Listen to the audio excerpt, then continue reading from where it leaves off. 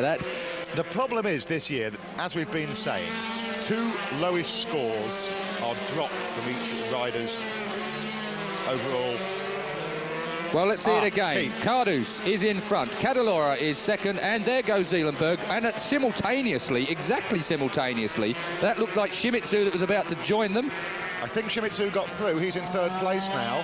That was probably Reggiani or Wimmer going down there. Here comes Romboni and Bradle. Well, dear me, carnage indeed. And others. Nobody hurt, but I'd be surprised if they didn't either stop this race or there were a lot of marshals out there chucking cement dust down to try and whatever was slippery was certainly very slippery. Well, there can't have been an oil flag out, can there? No, I didn't see anything on the entrance to that. Shimizu got away with that. Shimizu is in 3rd place now. Well, he was a very lucky man. Obviously, the square inch of tarmac that wasn't slippery, these 3, I'll spit out in a moment, managed to get through it.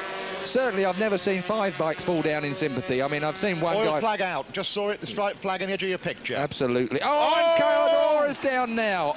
And so is Cardus. Well, they're going to... And Shimizu. They're going to stop this race for sure. This is ridiculous. Oil flag out, everybody on the floor. I cannot... Cardus is going to get going again, I think. Well, I think Cadalora's going to have a go at it. They will stop this race. I'm convinced of that. There's not a possible chance that you can carry on like this. That is 9 now, I count, of the best people down. Yeah, I thought as much. It just couldn't carry on the way it was going on. What happens is the marshals, we're going to go back with the Cadalora incident here.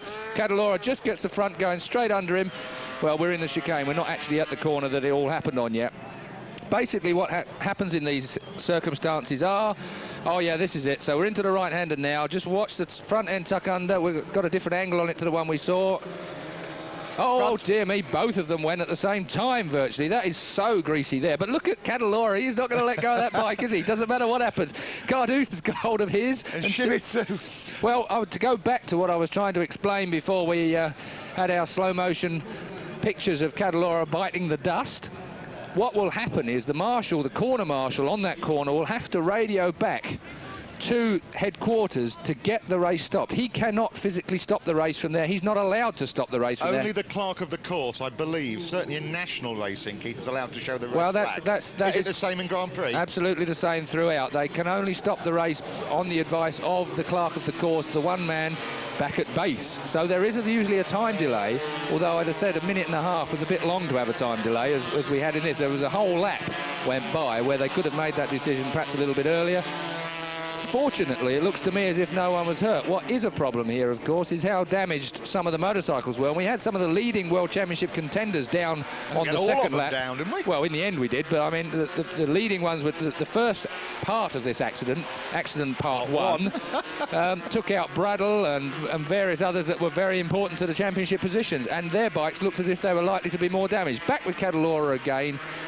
Tips it into the right, and he's just taken the lead from Cardus, remember, along the start and finish straight. The oil flags are out, and they do look like they're taking it very gently. Look at the marshals waiting there with bated breath.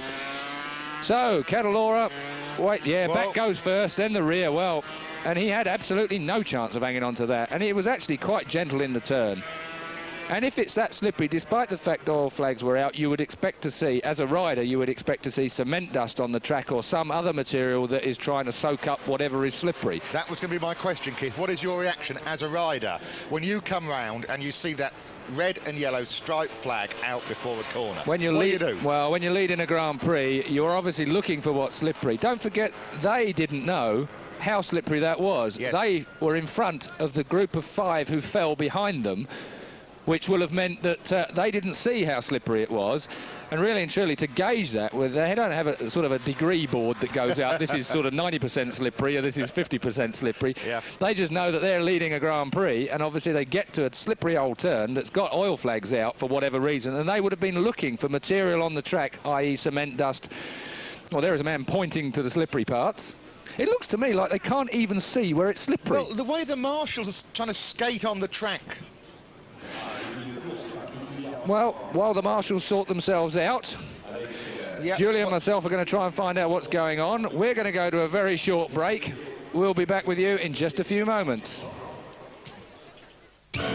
You can see, after our multiple slide-off in the opening laps of the 250 race, the red flag has been shown, the race is stopped, and you saw what looked like the officials, the clerk of the course of the Automobile Club de l'Ouest, the organising